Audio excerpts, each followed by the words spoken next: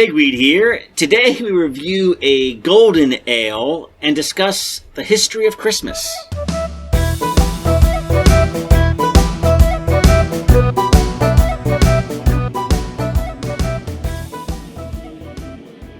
Okay, good evening, gentlemen. Merry Christmas. Good time of year. All right, what about some beer and conversation? I think that's an excellent idea. What are we drinking? Well, we're drinking this Naked Elf Ale. Well, I've never heard of it, but heard of it before. That sounds very good. Very interesting. Yeah. Good. So, what's on your mind? Well, with the history of Christmas, I'm like, these traditions go back hundreds, I don't know, maybe thousands of years that our ancestors have been celebrating Christmas in the very same way, and I just thought we should celebrate that. So, like 1,000 years ago, they were hanging stockings up? Probably. Well, I'm not sure about that. No. I'm not so sure about that. All right, well, let's see.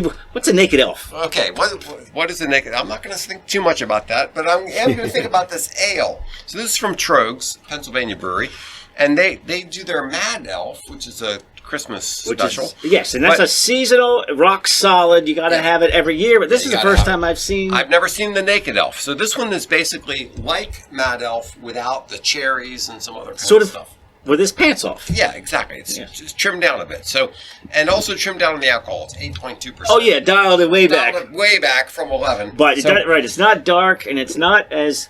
So let's see what we got here. Yes, this is more of a golden Belgian. Mm-hmm. Ooh, I get more of the Belgian yeast flavor in this one than I recall from Mad Elf. Yeah, no, Mad Elf does. I think it's just there's so much malts and honey and cherries and all of that. Well, you can still tell it's a beer. Yes. Well, that's a good point. Yeah, it does still taste like a beer. You do get that little bit of a Belgian yeasty twang to it. Yeah. I like it. I do too. So we've, all right, going all down to bare necessities. Okay, to cinnamon, allspice, clove, and tangy, fruity esters that come from the yeast. Okay. Are you getting any cinnamon, allspice, or clove? Maybe a little bit of clove. I'm not tasting cinnamon or allspice. But yeah, I like it. It's very tasty. It's basically to me, it's a dialed back version of Mad Elf. Yeah, which Mad Elf is also good. And that's that's how it's advertised. That's right. So all right, so Christmas. So Jesus gets born on the 25th of December, and we just start celebrating. Yeah. So the question is, why do we think Jesus was born on the 25th of December? Well, I mean, he was born in a manger. Well, so there are a lot of questions about the biblical story of Jesus. Like, why would shepherds be out with their flocks in the field on the 25th of December? So there are concerns about the traditional dating of Christmas based on the biblical story. But the reason... it's cold, right? Aren't they? Isn't it, when they're traveling to the manger, does anybody seem particularly cold or not really? No real indication of that. Right. Yeah. So the main reason that it became December 25th was because there was this tradition that the world was created on the spring equinox or solstice, which would be March 25th. So you got 9 months? 9 months to December 25th. So the idea was if the world was created on March 25th, then the new creation in Christ would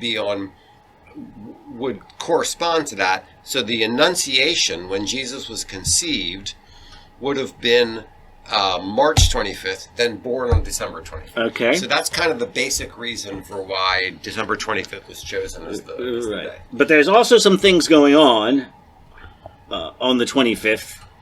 Well, right. It also corresponds with a lot of other things. Right. And back in the old days, in the days of early Christianity, you had Saturnalia, which was, and also the winter solstice is right around that time, which is, if you think about the winter solstice, that's when the days start to get longer. The sun starts to go back in a northerly direction in our hemisphere.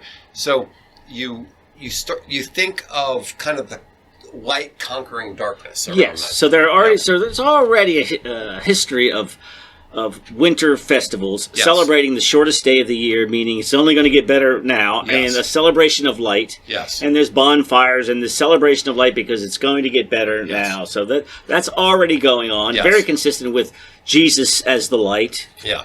So a lot of these things, it reminds me of if I don't know if you recall Tolkien's essay on fairy stories, where he talks about mythology, and he sort of talks about it like a soup or a stew. Like there's all these things that get thrown in there. All these different elements get thrown in, and then you take out a bowl, take out a ladle of this stuff, and you get this soup. And that's kind of what you get with Christmas. All these different elements get thrown in together, and we're going to kind of go through what they all are. I think so. Now, All right. I think the Julian calendar, Yeah. the winter solstice was the 25th. Is that right? And, after it got modified, now it's 22nd or 23rd, depending. 21st, right? What? 22nd, I think. Yeah. Yeah. But so actually the difference between the Julian calendar and the modern calendar is important when we understand why the Western and the Eastern churches have different dates for Christmas. Right. Yeah, because So January, what? January 8th, 6th. Right? So Epiphany in the Western church, Christmas is December 25. Epiphany is January 6th. In the Eastern Church, Christmas isn't until when we would do Epiphany. So it's I've seen different numbers, but different sources. One of the sources I also said the first recorded celebration of Christmas took place in 336 A.D. under the reign of Constantine, with Pope Julius I making it official around 350. So that date is late three. yeah. And we really don't know what happened before then, but I mean, generally speaking, Christians were not in a position to have public festivals good point. before then. So it's kind of hard to know what exactly was going on with dates and things before. Yeah, that I mean, time. wasn't the Council of Nicaea 333 or something Yeah. like Yeah, that? and there. Well, you know what? Now you are talking about old Saint Nicholas, who might have been at that council, and he's born in 280 from Turkey. So St. Nicholas, it's interesting that nowadays we associate St. Nicholas with Christmas, but there was really no association between the two. No, for 1,000 years or more. Right. Yeah, so St. Nicholas was this guy who was this wonderful man who was very charitable and gave away all his wealth. Right. He had inherited wealth and gave it away, and is known as a guy who. And yes, and so you kind of set him aside because he will come back in the picture in 1,500 years and somehow his end up. feast day is December 6th, which is not Christmas Day. But for nowadays we associate St. Nicholas with Christmas, but there's really no necessary association between the two of them. No, but they do kind of converge somewhere in New York many years later. Part of that stew. Yeah. So we have a bunch of things going on. We have the biblical story of Christmas. We have the traditional date of December 25. And then we have this, we have all these other things. We have Saturnalia from the Roman perspective. Which I think you had tree decorating and mistletoe and gift giving was part of that. Yes. I don't know about the Norse was the Yules. So from the European perspective, from like a Germanic perspective, you have Yule, which is a winter festival, and you had various things that go along with that. The Yule log, the Yule goat, which is a weird thing. A lot of partying, right? Yeah, oh sure. So the Yule festival, here's an interesting thing. The Yule festival is also often said that it was 12 days.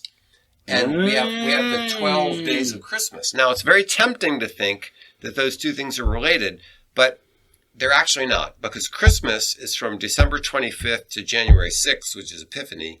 That's 12 days. The 12 days of Yule, it just happens to be the same number. That's just 12 is a good number. Yeah, right. Yeah. So, during the Middle Ages, I think there's a lot of partying going on. A lot of these winter festivals. I mean, what else do people have to do around that time of year? You're right. There's You're no not farming. You're not planting seeds. You're not harvesting. What are you doing? The days are very short. It's like somebody give you a reason to to have some be fun. festive. That's right. Yeah. So there's a lot of partying around that time. Now, from the Germanic perspective, the word Yule might derive from the word feast. So this concept of Yule as a celebratory time was very ancient. There's some people believe there's a connection with the French word Jolie, where we get the concept of jolly. Ah. So the idea of a jolly time, but some people say that's not quite right. But King Hakon the Good of Norway Okay. Christianized Norway. His reign was from 934 to 961. And part of this was a common thing that Christians did in various cultures, was they tried to take over a pagan celebration and give it a Christian meaning. Yeah. Right? Yeah, Makes sense. Yeah. So he said, let's kind of merge Yule and Christianity and Christmas. So basically he said, Totally get it. we're going to mix those two together to help Christianize the culture. And there was an interesting law that he said. At that time, everyone was to have ale for the celebration with a measure of grain, or else pay fines. And then the celebration of Christmas or Yule had to keep going as long as the ale lasted. Well, So they'd make a whole bunch of ale, and then you were supposed to celebrate for as long as it lasted. I mean, what are you gonna do? If you So think you were by law, you had to make ale, and then by law you would have to drink it until it was over. Yeah, that was the rule. well, You rules are must rules. celebrate. And if you think days are short in Maryland, what are they like in Sweden? I know. But, It gets dark at 3 in the afternoon. That's right. Now, another thing that's weird. There's the song. It's the most wonderful time of the year, right? And it says there's scary ghost stories. Right. For some reason, this time of year in multiple cultures, in Germanic Europe and in other cultures, for some reason people think of that time of year as a time when the spirits are more active. All right. And it was in many different cultures a time for telling ghost stories. So Yule was a time for telling scary ghost stories because they believed in this increased spiritual activity and undead beings who would walk around on the earth. Well, that doesn't sound very Christmassy, No, but it doesn't. I mean, It's weird, but it's that's all what's part of going the stew. on. It's all part of the stew. Yeah. So the Yule. Another thing is the Yule log, which when I was a boy, my Yule dad. log and Yule tide are in some songs, and Yes. I don't even know what the heck Yeah. they're Well, talking so about. Yule is an old name for the pagan celebration. All right. The Yule log. There's different things about it. When I was a kid, my dad would get me to take like foot-long pieces of pine and drill holes in them and put candles in them and decorate them with holly and like sell them around the neighborhood. That was and calling that a Yule log. That was a Yule log. But apparently the actual Yule log was a great big log that you would burn for the entire time. Right. So it wasn't It's sort of like until the booze runs out. Yes. It's like until the fire. Yes, you had this great big Yule log that you would burn for the entire time of Yule. Now, were you allowed to stop the festivities if the Yule log was still burning? I don't know. That's a good question. I know that they were supposed to save a part of one year's Yule log for the next year, but the idea was that you would burn it for the whole time. Yeah. I think in the words of Kiss, you want to rock all night and party every day. I think Bay that's City Rollers. no, that's Kiss. There, rock and roll. yeah. Oh no. Yeah. Well, I mean, And a party. I just think it's a little too much to rock and roll all night and party every day. I mean, don't you need to take a break and maybe do? You gotta sleep sometimes. or I like the version is rock and roll all night and part of every day. If you screw up the lyrics, it actually works out better. It makes you more can sense. get some sleep in. with the confused lyrics. There's also something called the Yule goat. Yeah, I want to hear about that. Okay, so the Yule goat was a tradition from Northern Europe, and it seems to be related to Thor, who rode the sky in a chariot that was pulled by a goat. Really, I thought he would have something a little Manlier. A little manlier. Goat. Yeah. So some old celebrations had a man dressed as a goat who would demand offerings. And there's also some connection to the last sheath of grain from the harvest time. For some reason, people thought that the last sheath of grain that you harvested had some sort of magical qualities. Mm-hmm. Okay. So you'd save that, and then apparently you would make a goat figure out of that last sheath of grain. And to this day, if you look up Christmas ornaments, sometimes you can see goats that are like made of grain. It's really a weird thing, but you can see these figures of goats that are made out of grain that become Christmas ornaments because it's all part of the same crazy mix. All right, well, let's move it up to merry old England. Yeah. And the Oliver Cromwell. Oh, my goodness. And so now we're talking, this is the English Civil War. This is this mid-16s, right? And then you got your Puritans. And they're not keen on all this partying. And also the Puritans who left England, where did they go? They went to like the Netherlands or something. And then they went to Boston. They went to Boston. Right. Yeah. And they weren't too keen on all this celebrating at Christmas time. Yes, so there's a lot of different components to that. One part of it is this thing called the regulative principle of worship, where the Puritans believed that the only celebrations or worship or church services that were legitimate were the ones that God actually required. And that would be Sunday. So the idea of having these extra things like Christmas, which isn't on a Sunday, that was like, that's just an extra thing. That's a Roman Catholic thing. That's not. And there's no mention in the Bible. Exactly. Yes. It's also right. It's also this is from the Pope. Yeah. Exactly. So to some extent, it was a reaction against Roman Catholicism.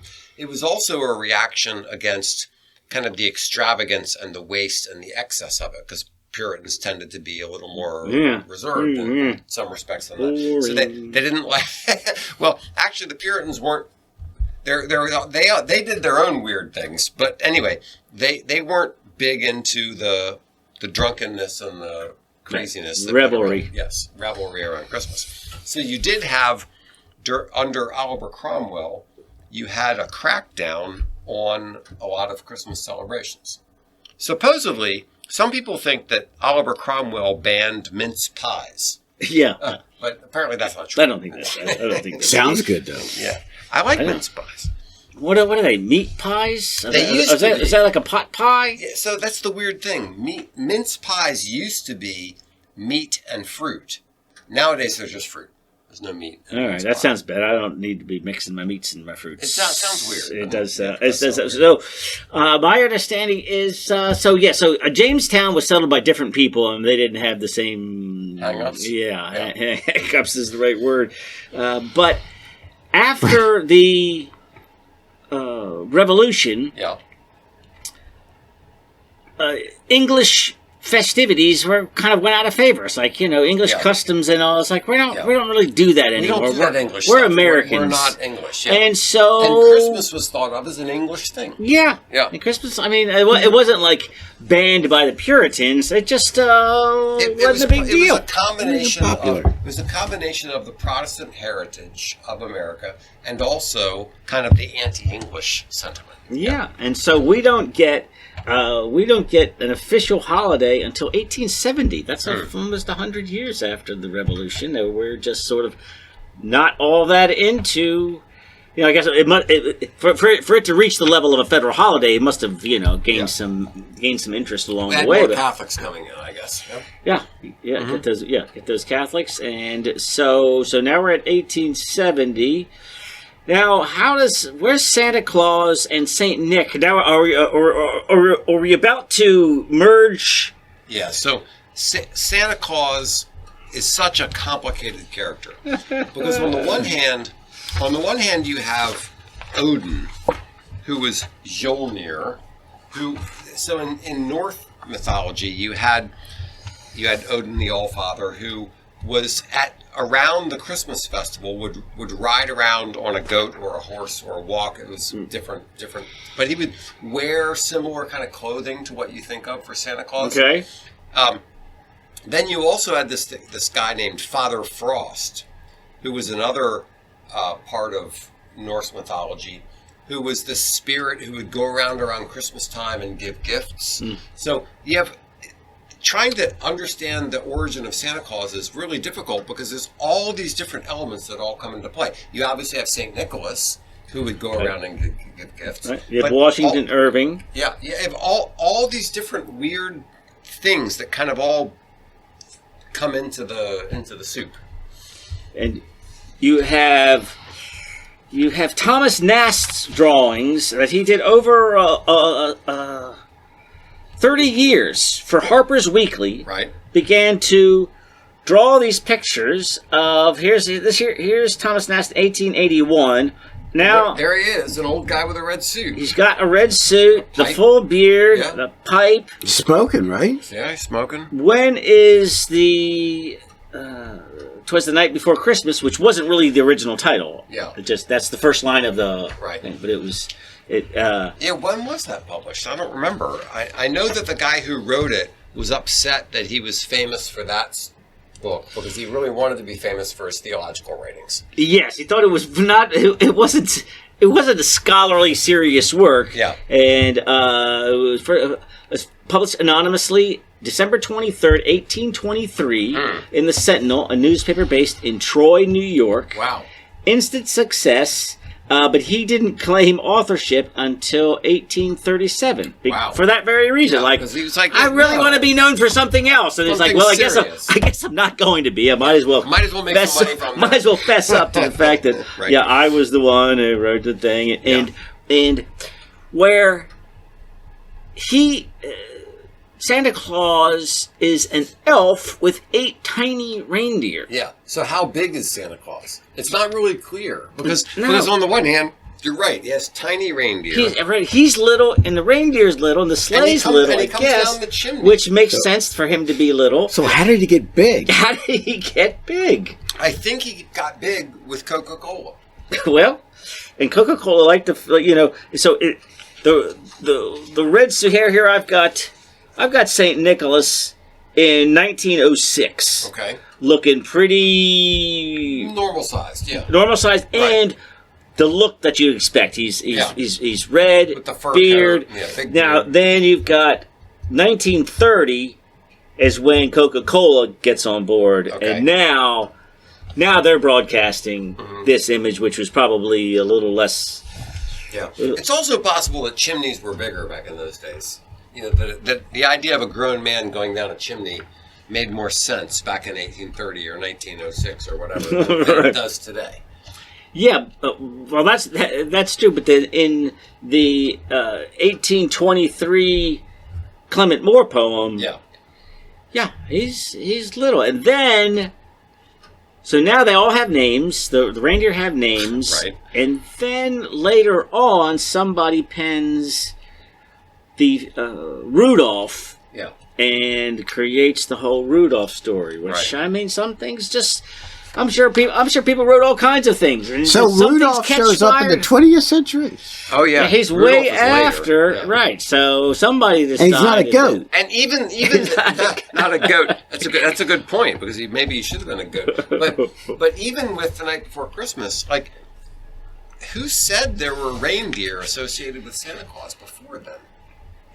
I don't know where that came from. I know, right? Dasher and Dancer and Prancer. But I mean, I think this is one of the things where you could just go, all right, this guy just wrote it, and that's the beginning. Yeah. And I think that's where the reindeer come in. Now, I don't know when he moved to the North Pole. Well, so one thing that's interesting that is a common theme through a lot of this Christmas stuff is the Northern European Germanic origins of these things, right? So, like having the reindeer, that's obviously Northern. Yeah. Having a guy dressed all in fur from his head to his foot, that's very similar to Odin and a lot of these other things. Christmas doesn't have to be associated with snowy winter. No, it but doesn't. It sure is. I mean, I've been in Florida to have snowmen in their front yards. I mean, everybody. In Australia, they go to the beach.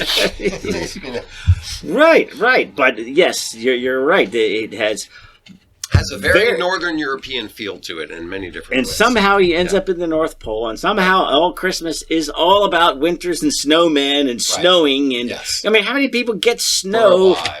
We don't even. When's the last time you had snow on Christmas Day? Yeah, it's been rare. Forever. So we're talking. it's not just the northern hemisphere. You have to be north of New York nowadays. Yeah, and north of London to actually, but it's so tightly associated. Yes. With snow and Christmas, which always makes me wonder what kind of Christmas songs do they have in Australia? I know. When it's in the middle of the summer. It's in the middle of the summer. Are they singing, it's beginning to look a lot like Christmas? I know. I mean, what is anybody doing? Frost? Are the kids singing Frosty Frosty the Snowman? Right. Yeah. And the things. Christmas summer? So now we're talking the 30s when Santa and Coca-Cola really locked down the look. Right. But to me, then you get to Burl Ives and the claymation or the whatever those little. You know, we missed an important thing. Good. Okay. The important thing that we missed is the tree. True. The Christmas tree. Well, that's got to go back to Yule, somebody. Well, sort of. So Sort of. The Christmas tree was a German thing. Yeah. And the common understanding is that Prince Philip brought the Christmas tree over to England. But apparently that's not quite true.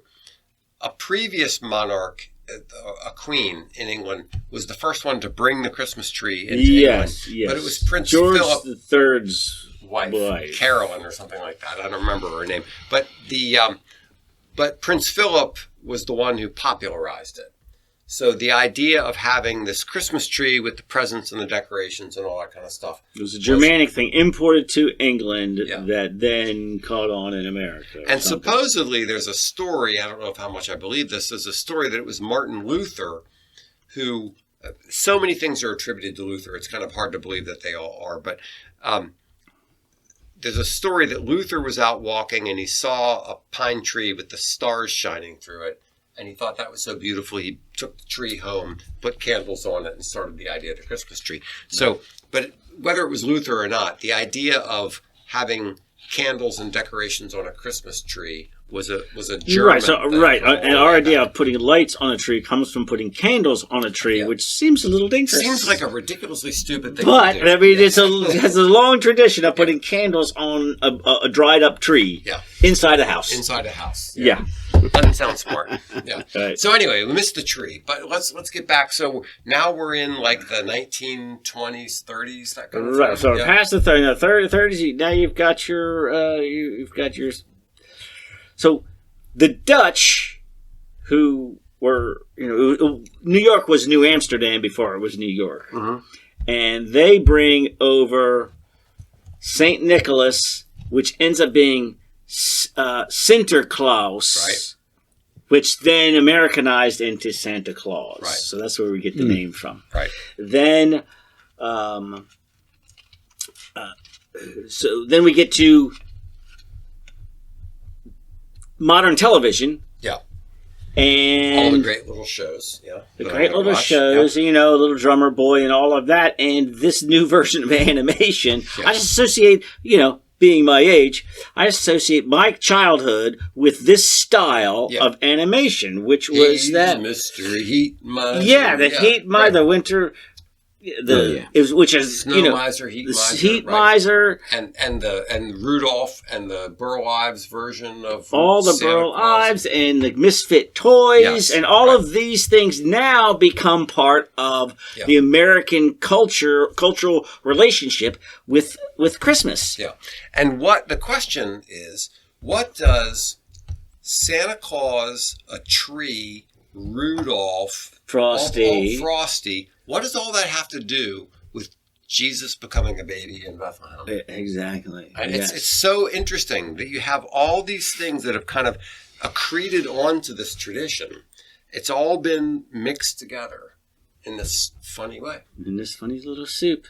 Yeah. Now, the only thing I can think of since then that has become a new fixture of what we think of as Christmas after your Rudolph and your Misfit Toys is the Grinch, which I think came on, I don't even know. What would you say, like in the late 60s maybe? You're a mean one. I just... Mr. Grinch. When was that song? I don't know. Yeah, that was... I cannot, and while there have been Christmas songs added to the new pantheon of, Right. The red shoes for Christmas. Oh, or what? God. Yeah, anything but that. I watched Bing Crosby and Donnie Kaye in White Christmas. Oh, there you go. White Christmas. That was back in the 40s. That was before that. I don't think there's been anything added to what we associate with added Christmas. to the Christmas soup since Grinch. Since Grinch, as far as like yard decorations or anything like that. Yes, that's actually a good thing. That's actually a good point. Is there anything since then that's been added to the recipe? So you think Grinch is the last story the last stable story of Christmas has iconic figure. Can you think of anything more recent than the Grinch that was added? And there are a lot of songs. The thing that it's lovely about Christmas songs is the good ones survive, right? Yeah. So Christmas music tends to be good music for the simple reason that if somebody wrote a crappy Christmas song in 1950, we wouldn't be singing it anymore. Yeah. How about Dominic the Christmas Donkey? Right. Yeah. So the ones that survive are the good ones. I was saying. And there's a filtering out process. And generally speaking, Christmas music is pretty good. It's pretty good. Yeah. All right. So I have one last point here. What about the Jehovah's Witness and the Seventh-day Adventists? Yeah. How's it going with in a way, they're sort of like Puritans in that they don't want to have celebrations that aren't biblical. So, and there's really no biblical reason to celebrate Christmas. There's no example in the New Testament of them celebrating Christmas. Obviously, the incarnation is a big deal, but the idea of having a celebration about it, there's no evidence of that. Would they even do a manger? Yeah, probably not. So this Jehovah's Witnesses, as I recall, would say that the only example we have in the Bible of anybody celebrating a birthday was when they were celebrating Herod's birthday. Okay. And on that occasion, they chopped off the head of John the Baptist. So it's not a very...